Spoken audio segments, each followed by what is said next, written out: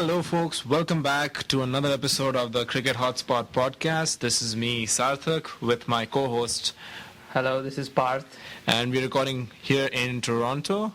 Good to be back after a few months of hiatus. This is going to... 1 month. Let's not... A few weeks. Sorry, I meant a few weeks. Yes.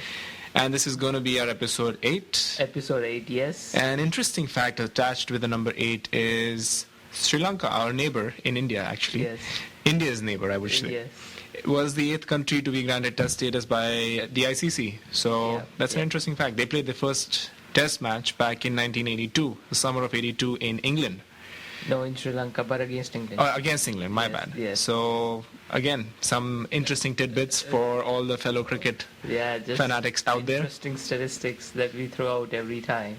Perfect. So, how was your last month? Well, how's the preparation? For people who don't know, Parth was preparing for his law school entrance exams. So yes, that was a very, very interesting experience. It was an experience which needed a period of hibernation for a person preparing for it. I was cut off from the world, as they say. So it was interesting, and anybody who is interested to go into law and stuff like that, you have to go through that process. In Canada and in the US, the exam is called LSAT, Law Schools Admissions Testing. So anybody who is interested, they definitely, it is one of the more challenging entrance exams, as they say, and you have to go through. And it was interesting that I went through, and now I'm done. It looked like a never-ending process. That's awesome, and I'm glad that you're going through that, because now I'm pretty sure our podcast would never go through legal troubles. We know someone who can use the legal loopholes and make sure that we never get into trouble. Well, we hope we don't do anything to get ourselves into trouble. But anyways, we still have a get out of jail free card in form of you. So yeah, so it was interesting, and I hope that now it was actually very good. The cricket, it was a low period for cricket happenings, and I liked the time, and the only light at the end of the tunnel was to return to the cricket hotspot, and now we are back. So hopefully, let's keep this going on. I'm glad this kept you going, and I think there were some interesting stats with our downloads of the podcast. Yes, we have a new member in the list of countries where we have been heard. Very surprisingly, we were downloaded from Kabul in Afghanistan, and if the person is listening, they can get in touch with us, and I mean, it's very heartening to see what technology has done these days. Absolutely, like it was just. We are right now actually sitting in Parth's basement and recording here, so it's not glamorous at all. We are trying to remove the webs from our mics. It's not at all glamorous, but it's very heartening. Very heartening and very humbling to see the amount of love we've been getting from all across the globe, actually. And it's amazing that people have been downloading India, Afghanistan, the United States, Ireland. England is the third most downloaded country for us, so it is. Thank you for everything, guys, and keep the love coming, please. Yeah, keep the love coming, and any messages you have for us, drop us at our email, questions@thecrickethotspot.com. Also, let's now begin with the show for the week, or the podcast for the week. Let's jump right into it. So let's recap into whatever we've missed over the last 1 month. I would say. So let's start to talk a bit about the Australia-Sri Lanka series. It was interesting that one match Australia won quite convincingly. The second match was rain affected, and Sri Lanka would be cursing themselves because that was a match that they should have won if the rain didn't affect them. So, and the third one was a draw. It just dulled out to a draw. But your take on that series? I think it was pretty interesting to see that Australia come out and fight like that on a typically spin-friendly wicket, when Australia is not really known too well on those kind of wickets. And it was clearly Sri Lanka's home advantage. But Australia came, Australia saw, and Australia conquered. Yeah, I mean, Australia generally have done. I was just reading a stat. Australia have done reasonably well in Sri Lanka. They haven't done as well as that in India, but they have done very well in Sri Lanka. But Sri Lanka is the only country in the world who has the maximum number of home wins. They are lions at home. Yeah, they are to lions beat at home, Sri Lanka in Sri Lanka is worse. I mean, it's much tougher than beating, say, India in India, say England in England, or Australia in Australia. But that's with Murli. Yeah. They don't have Murli. Their potent weapon is... Yeah, and that you give Murli gall and candy, and he will just rip your bowling, rip your batting into shreds. I have two questions for you. One is your how do you explain your man Shane Watson failing so miserably in all the three, and now there have been questions of him coming down the order, which I've been saying from the start. What is your take on Shane Watson? Simple as that is, the simple explanation to that is every great player has a bad series or two. So nothing to panic here. Shane Watson's got loads of talent. Is he an opener according to you? I think he's done remarkably well in whatever opportunities he's gotten. Actually, he plays much better on tougher wickets. These were wickets that he could have done well on. He's performed exceptionally well in the IPLs where the wickets are similar, slow and low, and a lot of turn and stuff like that. That's T20 cricket. For Test match cricket, I still think he is a very valuable option up the order. Because to fit him anywhere else in the batting lineup would be a little tough. And I would say he's a perfect number 5 or 6 for them. I'd agree with you, but the thing is, he's perfect to fill that Gilchrist role, and to be fair to him, he has shown a lot. I mean, he's made a lot of runs since he started to open, but his technique with the moving ball has always been in question. I actually also where Anderson was swinging it and the English attack was swinging, he found a big trouble, and nobody noticed it because he was coming from a patch of last year and a half of good opening batsmanship.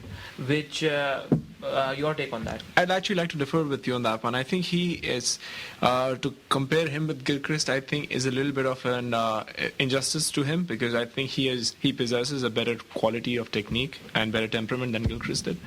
So I definitely feel Watson is a better batsman per se than Gilchrist. The only thing is, I feel his contribution towards the top of the order has not been up to the mark that was set by, say, Hayden or Langer or people like that. But he has done remarkably well in whatever opportunities he's got. So I think he could still be a viable option up the order, but if he feels he's more comfortable down the order, then I think that's where he should be. It's all about how you feel inside. If you're not comfortable with your own game, then there's no point going up the order. Yeah. Second question for you. Clark, a good captain, an improving captain, how do you feel? I liked his captaincy too. For me, it's a little tough to comment because I didn't really follow it to the core, the series. But one good thing that I liked about him, that I appreciate about any captain, is if you are the captain and if you can lead from the front, you've got my vote. No matter how. But did he lead from the front?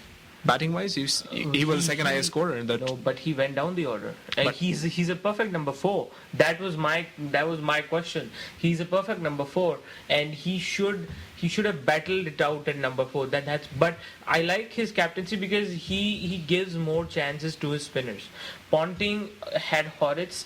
He had no confidence in Horrocks, especially after dealing with players like Warren. His spinners you won't find. So now he has to deal with whatever he has. I'm talking about Clark. So I like the way he was captaining his spinners, giving them field placing which they want and stuff like that.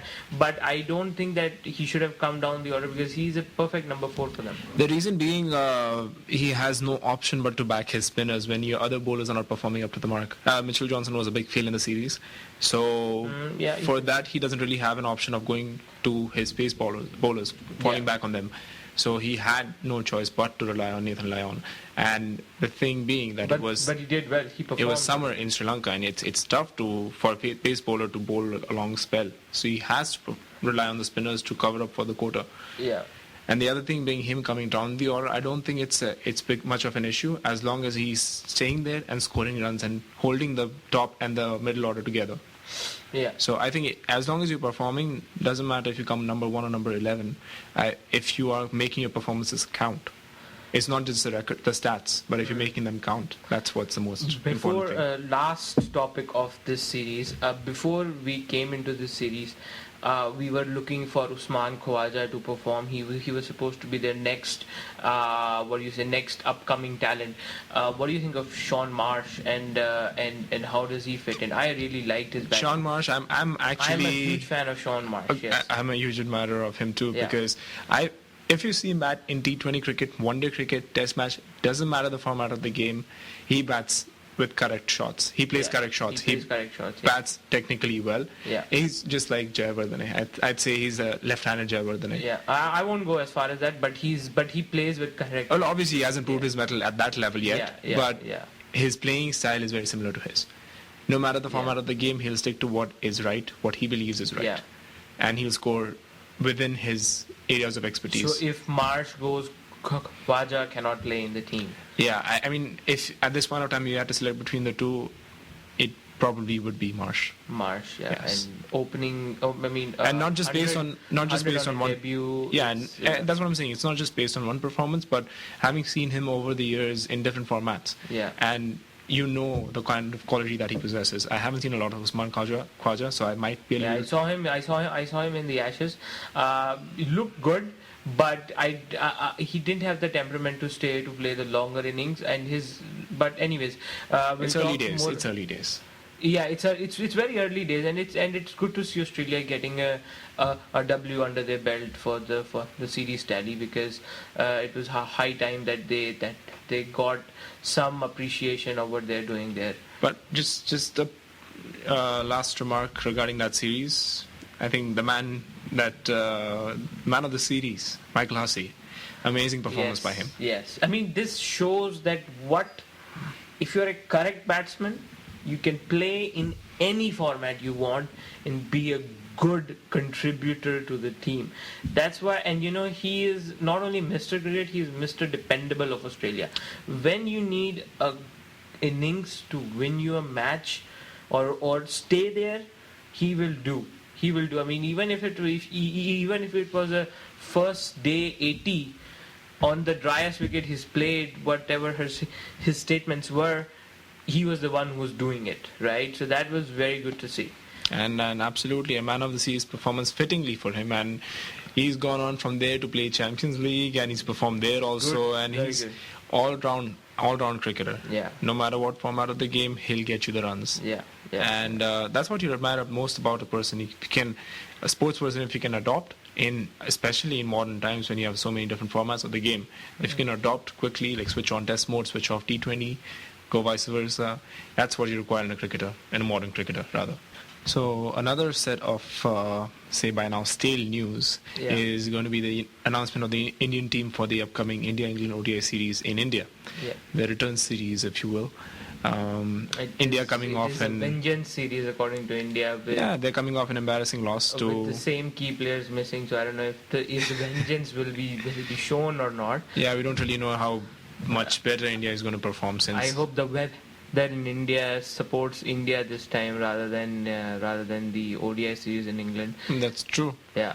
But yeah, notable omission from the tour, or from the first two matches at least, is Harbhajan Singh. Do you think it was a good decision? Okay, to be honest, I think he needed some time off from international cricket. But I think it was a wrong format to give him some time off. He's still a class bowler, but I think he needed some time off from Test cricket, because you need to first of all experiment with somebody other than Harbhajan in Test cricket. You already know generally who's your ODI kind of player from your T20 performances. But Test match cricket, you need to give some time to maybe an Ashwin or something like that. And Harbhajan is very valuable for India in Test cricket, but the present Harbhajan is not working for India. So you really need to make sure that he improves his Test game and takes wickets in Test matches. So what do you think about that? I'm very happy that Harbhajan was dropped. I guess he didn't make it large, but for whoever You got had to throw that in there. You had to throw that. But in any case, what I meant to say is I'm not a big fan of his bowling off late. The recent Harbhajan Singh that we've seen, he's more of a batsman nowadays than a bowler, and that's not what he's in the team for. You're right on that, but he's sort of like a talisman. He makes things happen. And but that's the thing. He brings in the aggression, which I think sometimes that laxity of Dhoni needs. And he's going to be back for the Australia series. There's no way India is going down under without Harbhajan Singh being in the team. Yeah, I think he Harbhajan will well against Australia. Harbhajan is like Lakshman for us. Australia brings out the best in him. And his very presence in the team will be a morale booster for India. I don't think it will have that much of an effect when Hayden and Simons are not there. That's a different case altogether, but it's Australian nonetheless, and I think Ponting will still be there. So Ponting will, yeah. So the thing being, look for his LBWs. Exactly, and so thing being that he'll be back against Australia, and it's I think not a bad time to give another spinner a go. And why I don't agree with your assessment of giving another spinner a go in the Test matches is you can't just throw them directly in a 5-day format and expect them to perform right away. But you can do that in Test matches in India against West Indies. That's what I'm telling you. That could have been a better option, yes. Because and if I think it was Australia coming in, I wouldn't have said no. I wouldn't have said yes. But my thing is that you need a person to hone their skills in Test match cricket for them to be an asset for Indian cricket. We have a lot of ODI, T20 things coming from IPL and Champions League. There's a lot of talent coming. But you need people who have played the longer format to be okay with the longer format. I agree with you, and I think we're pressing the panic button a little prematurely here. The team for the West Indies series is not announced, so it does not mean that these spinners who are getting a chance for this ODI series won't get a chance in the Test matches there. We might see Harbhajan not playing in that series as well. So exactly. So if that's the case, it's good. They'll go down the path you suggested, and probably they're up and ready for the Australia series, whoever takes Harbhajan's place, if they do. Yeah, but I like his character, but hopefully he becomes the Harbhajan of old, which I think you also want, I also want. So it's absolutely good. Yeah. We want him to make it large. Make it large. Yes. We have to throw that in. Yeah. Okay. Now the people coming. Gautam Gambhir is playing the Champions League, so I'm sure he should be back and not create the controversy that he did in April. Right. The notable inclusions, Rahul Sharma is very, very interesting for me. He throws in something different than what other people generally know of him, and I think he can be a potent weapon against people who don't play spin as well. And I think this is a case where both the parties of the IPL, as in the for the motion and against the motion, can argue over players being selected in the national squad based on IPL performances. Some might argue that it's giving the players a platform to showcase their talent, which they've been playing in the domestic circuit for a long time, but no one took notice of. While the other side will be like, they are T20 specialists, and they've been showing their skills on a T20 platform. That does not necessarily translate into ODI talent or Test match talent. So they are both sides to the coin. Point being, these players are here. They've got a chance. Let's see how they do. Rahul Sharma was a very smart bowler from what we saw in the IPL. He looks very, very actually ineffectual, who won't do anything. Yes. But he is a bowler who takes wickets. He's pretty smart in his line and length and his control over the ball. So that should be good. Plus his story to glory has been a very interesting one. Which we won't go into detail, but it's good. It's good that people like them are getting a chance because of the IPL. The only thing being that I don't know if he'll get a lot of chance with Ashwin being in the team.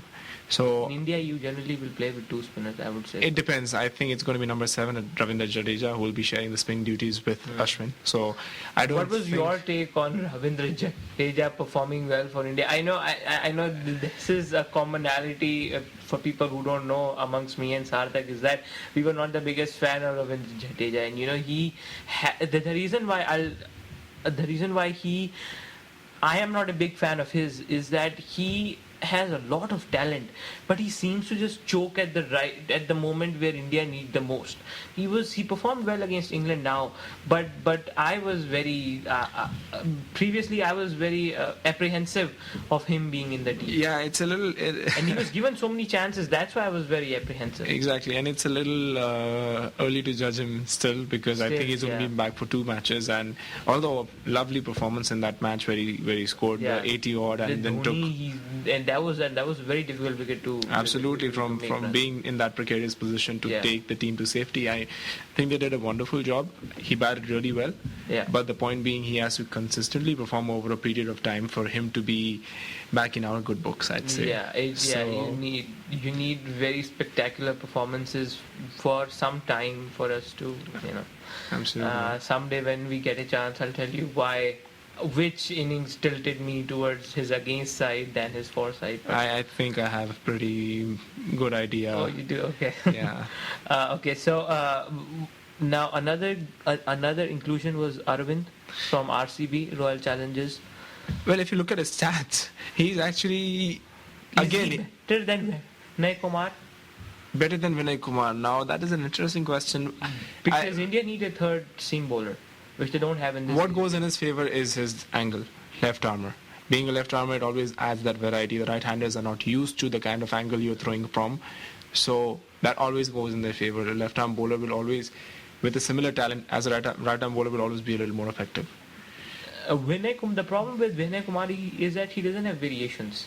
No, I think Vinay Kumar has decent variation. He has a very good slower ball. He has a very good slower bouncer. He has a very good Yorker. He's a very good bowler. I like Vinay Kumar. But the thing that goes in Arvind's favour is his angle. Okay. Now let's compare Arvind with somebody like Jaydev Unadkar, who's a better bowler. They're both similar left armers.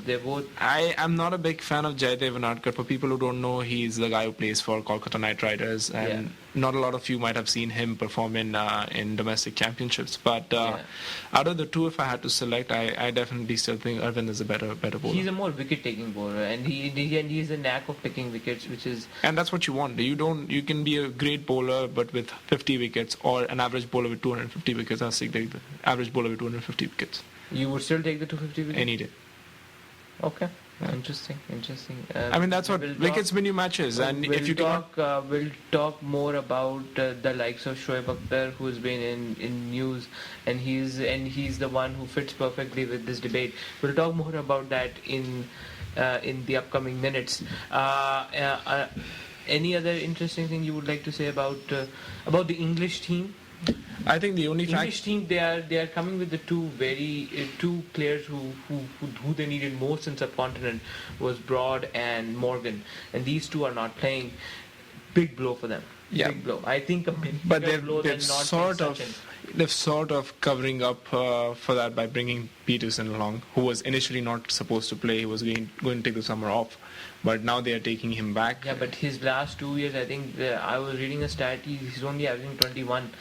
Peterson is a kind of player you don't really know when he's going to explode, and when he does, he lifts the entire team up. He's pretty much like Chris Gayle. He can single-handedly win you matches. He's more classier than Chris Gayle. No matter what the case be, Chris Gayle has his own charm. Peterson has his own pull. But the thing being, they're both iconic for their teams. Yeah. If they win, they perform, they'll lift the entire team up by themselves. And I think it'll just take 1 or 2 innings. And the way he's been performing off late, I think he's probably back in good form. So if he performs, it'll be good for the English side and tough for the Indian bowlers. Cook also good, playing well as an ODI player. So it should be an interesting battle. We'll talk more about that as we come closer to the series. Yeah.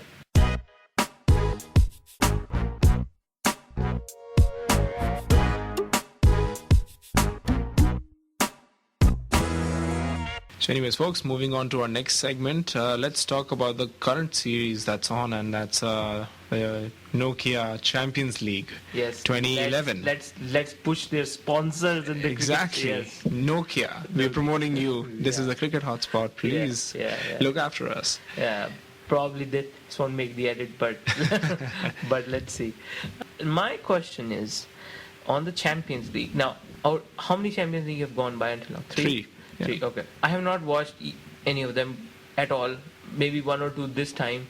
but I haven't watched I don't like the I like the concept of Champions League, but the way it has been adopted, it's not, unless and until you don't cover all the countries. How can you be a champion? First of all, not all the now this year I think they included New Zealand, and it's not fair representation. Firstly, because it's not India's Ranji or like domestic teams playing. Okay, now you cannot expect Kolkata Knight Riders and somebody from a local, say, Sialkot Stallions to play Kolkata Knight Riders, and Kolkata Knight Riders having international players.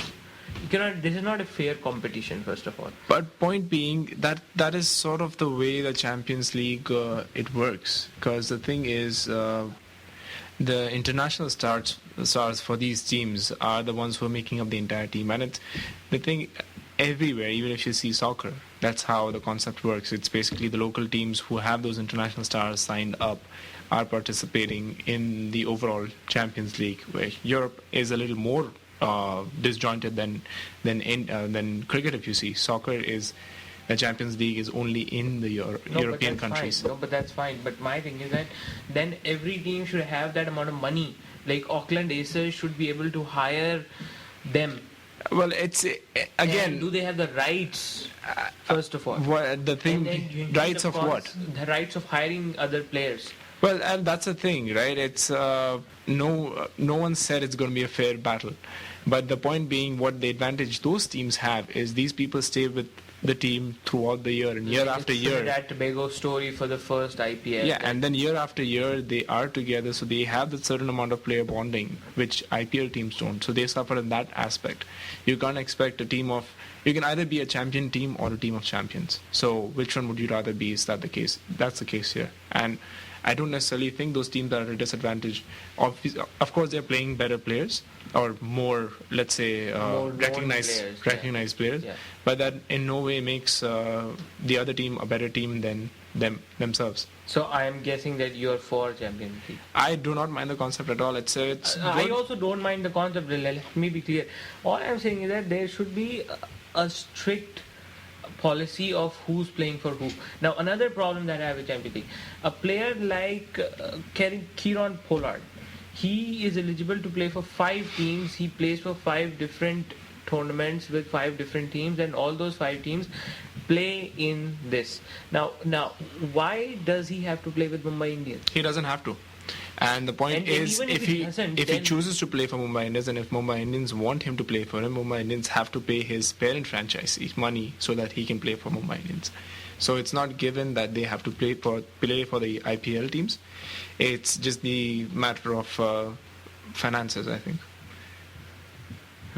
Interesting. I mean, I didn't know about the paying money to parent franchisees and. Yeah, because it's up to the player to take the decision along with the franchisee, and if both of them want to pay, so if both of them want the same thing, then say if the player wants to play for the IPL team, then the IPL team has to pay money to the parent franchisee, so that so they would be paying money to Trinidad. Exactly. But I just like him. Same thing with Jack Carlos when or the other South African players like AB de Villiers, stuff like that, who chose to play for the IPL teams, and their home franchisees got the monies from.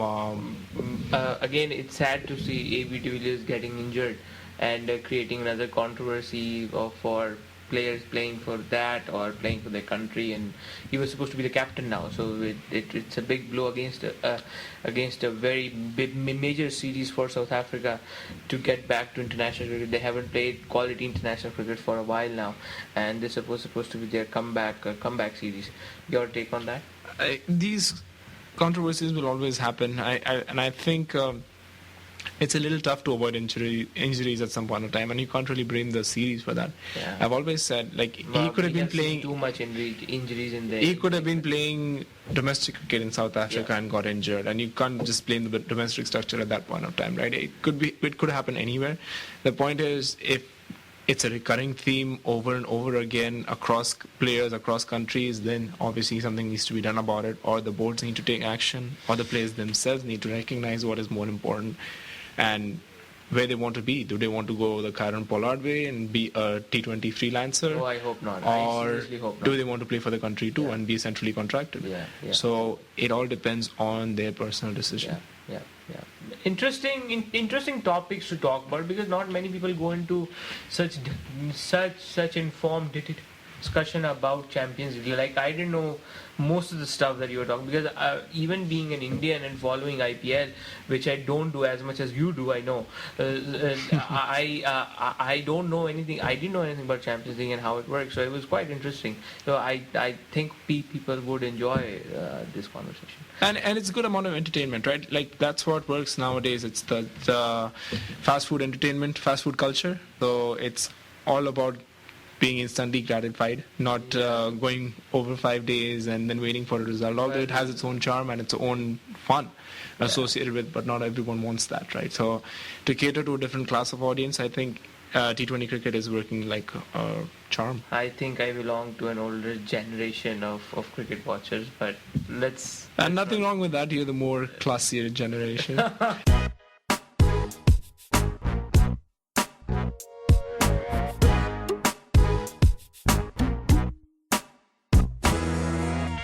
So anyways, guys, moving on to our next segment. We had some recent developments from the literary circles Yes. and the cricket fraternity. Yes, I mean, the most unexpected people to write books. And Shoaib Akhtar released his own yeah. autobiography, and he has some very interesting statements to make in that. Let me first start off by saying that let's not make this podcast tabloidy, and I didn't, and I never wanted to discuss this, and it has gone too far a story than it really deserves to be. And I like Shoaib Akhtar as a bowler. I like his character. I like whatever he's done for himself. He could have done a lot more, but whatever it is, he's good. He's fun controversy. He's fun conversation amongst people. But that's all. But that's about it. Now, I don't like that the amount of time it has taken of the media. That's astronomical, and it's not even a comment that was wrong. Well, in a day where Let's first explain the controversy. What was the controversy? well, the controversy was that Shoaib Akhtar allegedly said that Sachin Tendulkar and Rahul Dravid, well, two of arguably the best batsmen the subcontinent has produced, are not match winners. And the media, obviously the Indian media, has a knack of blowing things out of proportion. First of all, what do you think about that comment? Is it fair? It's Shoaib Akhtar's personal point of view, and I don't think anyone has the right to challenge him, because you can be entitled to what you think is right. I am entitled to what I think is right. What is right according to you on this subject? For me, I don't think it's highly overstatement a wrong statement to make from his standards. I don't think that they are... It's not wrong. I don't think it's a wrong. I don't think it's a wrong statement either. The only criticism that you can make of Sachin Tendulkar's 22-year career is what this is that he has not won. He has actually gotten out on matches where India had almost won the match. Even if India has won or lost, but he wasn't the one crossing India to the boundary line as much as he could have, given the talents he had. That is one criticism, which is fair. But I think what...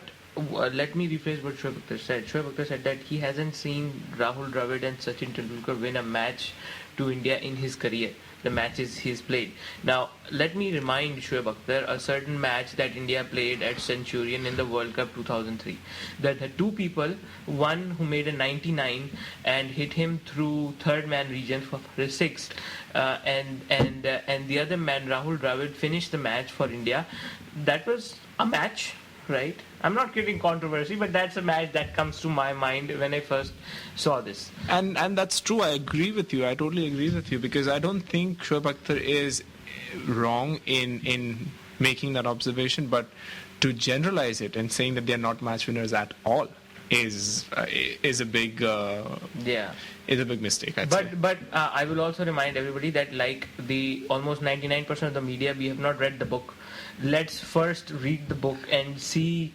And the point being that such statements are only meant to publicize the book. I mean, okay. Another theory I came out of this was two theories. First theory is to sell books, blame Indian players because our media is gullible enough to go hyperactive on these issues. Right. Gilchrist did it. The most honorable cricketer that of this generation, maybe Adam Gilchrist, Walker, and whatever, he did it, and he sold books. I read his book, and now Shoaib Akhtar is doing it. Now another theory that I have on this issue is, whenever an autobiography comes out, every person who talks about cricket, who knows cricket, should just shut up.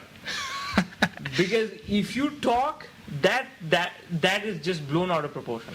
And that's true. And I think People like Afridi talking about it and all that. and that I think a person should know his place and when to talk and when not to talk. And I think at that point, Afridi was wrong. When to speak and when not to speak, it was not his place. Well, Afridi has not been the most politically correct people.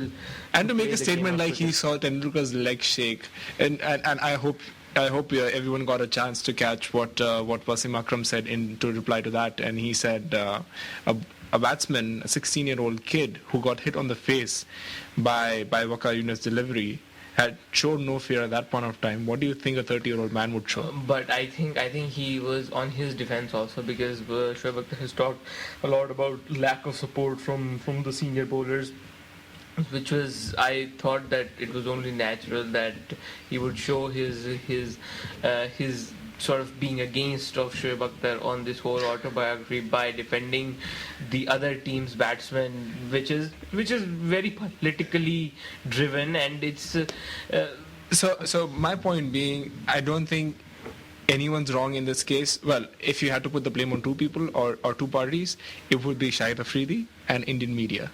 Both of them should just keep quiet and mind their own business. Any story that has gone out of proportion is because of the media. Yes. It is because of the media. And I don't mind Shoaib Akhtar. I liked his controversies. I liked the book. I liked his controversies because they were entertaining. They were like a soap opera in cricket which you don't get to see, and this man provided everything. From drug scandal to hitting a bat to a player, and anything. Highly amusing, isn't it? Highly amusing. Very entertaining. And again, they had a good bowler. Very good bowler. Should have gotten more wickets, but a good bowler. And I will always remember him for that. But because of the media and stuff, whatever. But that's my take on it. And again, coming back to the old point, people should just know when to talk and when not to talk, because the media just needs something. They just need to. They're like a dog on a scent trail. Yeah. They just need something to sniff, and that's it. They'll blow it out of proportion. So they just need to tone it down a little bit. Yeah. Same with Afridi. He needs to know when to talk and when not to talk. Concentrate on getting back into the national team and not make statements like that. I mean, I don't think he deserves to be kicked out, but in fighting in Pakistan, cricket has always been a part of it. But that is not for us to judge. Let's take your advice and close the conversation about this topic. Yeah. Continuing from the Shoaib Akhtar controversy, there was, and continuing from the Afridi comments, another Pakistani bowler made a comment that ball tampering should not be legal. Now, first of all, do you think should be legal? To correct you, just Umar Gul said that ball tampering should be legalized. So he said everyone else is doing it. The English bowlers, more specifically James Anderson and Stuart Broad, apparently saw them doing it last summer in the Pakistan series in England. But let's first talk about what is your take on ball tampering. I mean, does it have a place? First, the thing is you have to define what is tampering, because that is the most basic question that needs to be answered right now. Rubbing the new ball on the wicket is ball tampering. Throwing it one bounce or two bounces to the keeper so that it gets roughed up and gets a lot of reverse swing later on is ball tampering.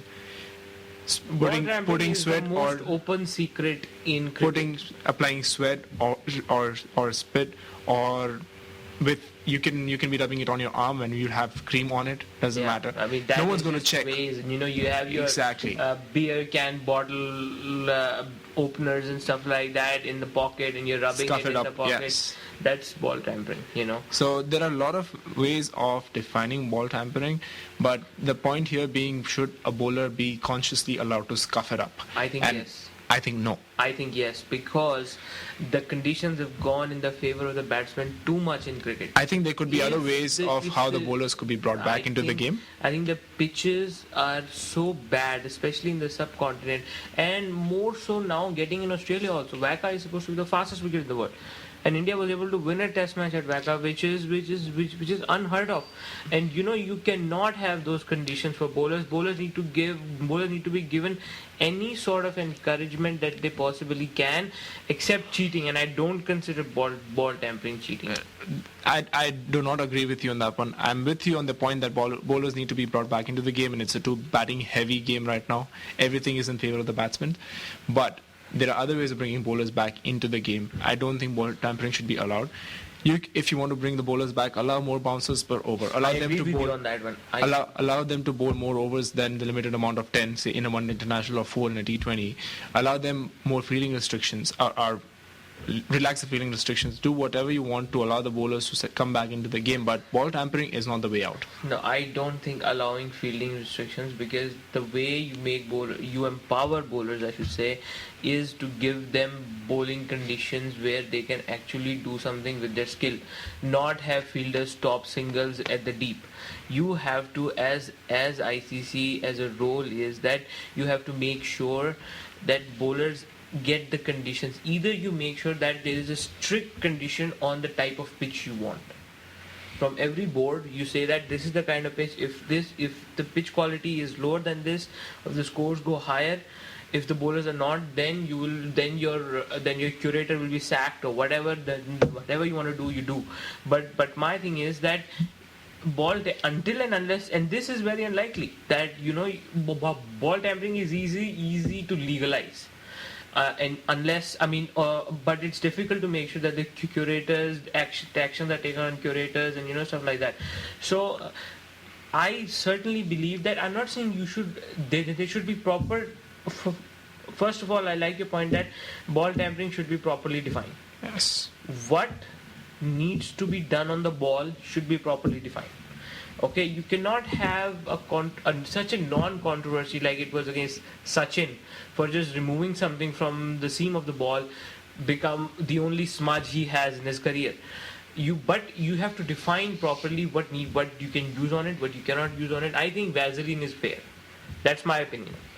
But scratching it is not fair. Okay, as long as we agree on that one. Yeah, scratching with the bottle cap is not fair. Right. Vaseline is fair. Neither is biting the ball.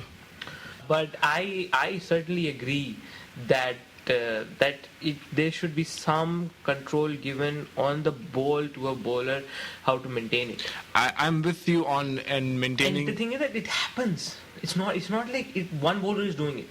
If everybody is doing it, then why not do it? And I don't agree. I don't disagree with the point that they should be allowed certain extra help to maintain the shine on the ball, and because it is becoming too batting heavy. But point being that teams who make use of their home conditions, they'll always prefer wickets which suit their conditions more. So if you're a batting heavy team, you'll always be preparing batting tracks. If you're a spin friendly team, you'll always be preparing spinning tracks. If you're a fast bowler heavy team, that was the case with Australia till quite recently, and West Indies of the 70s, they'll always be faster wickets. They will prepare the green top. And that's the thing right now. Fast bowlers are a dying breed, and if they go extinct in the near future, we know what happened.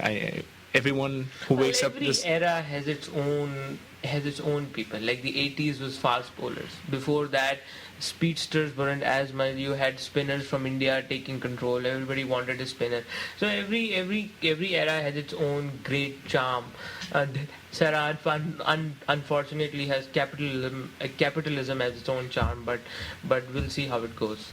Great. So final verdict: yes, bowlers need to come back into the game, but there needs to be more done than just legalizing applying Vaseline on the ball. Yeah, and hopefully not on the bat like we saw in England.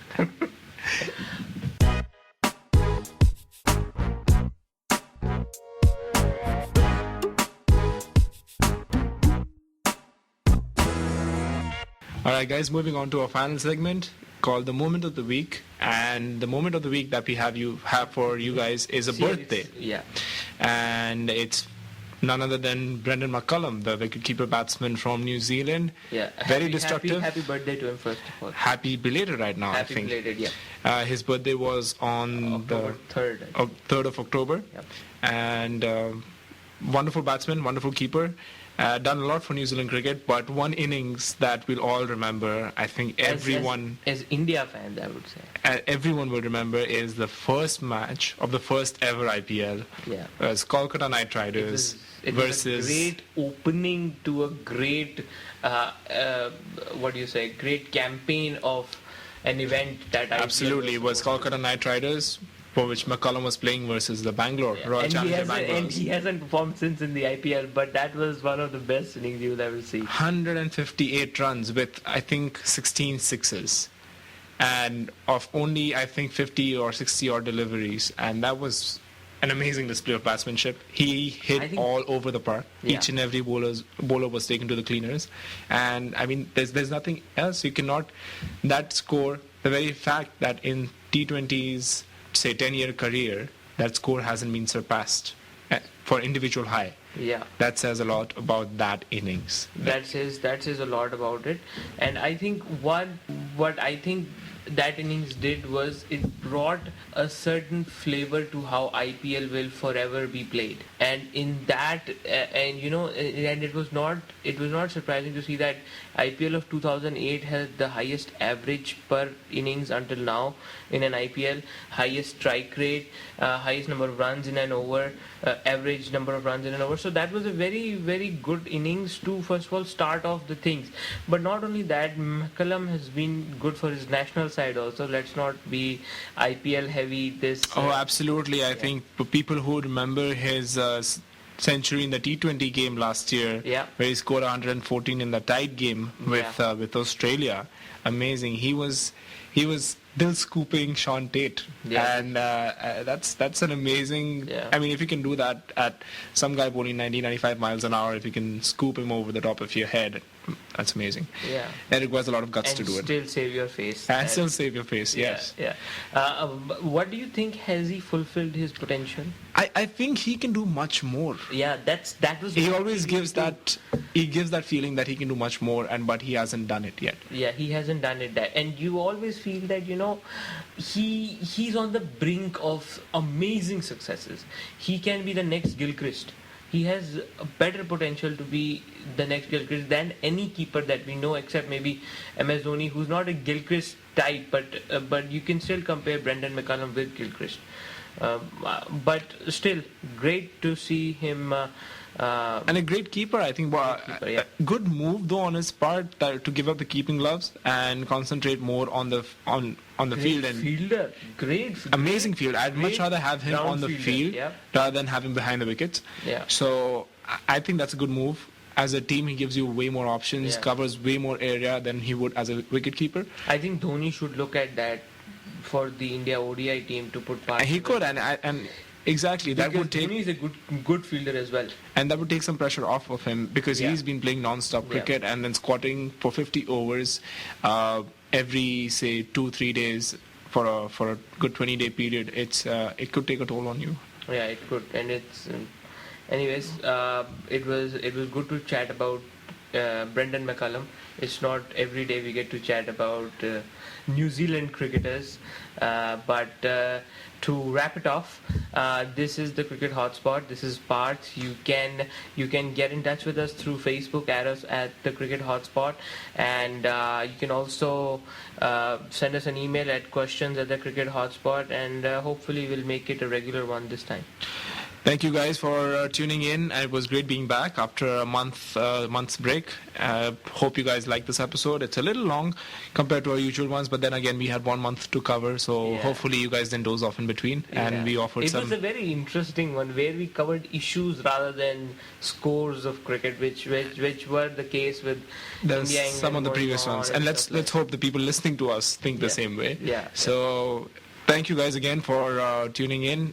It was great being here back And we'll keep it continuing. And thanks to Shoaib Akhtar for providing us the entertainment for the last 2 Exactly. Yes. One segment helped us cover one segment in our talk. Yeah. But yes, thank you everyone. Keep the love coming, and your feedback obviously is very much appreciated. So hope to see you guys again next week. And until then, take care, and we'll see you soon. Yeah. Okay. Thanks. Bye, everyone.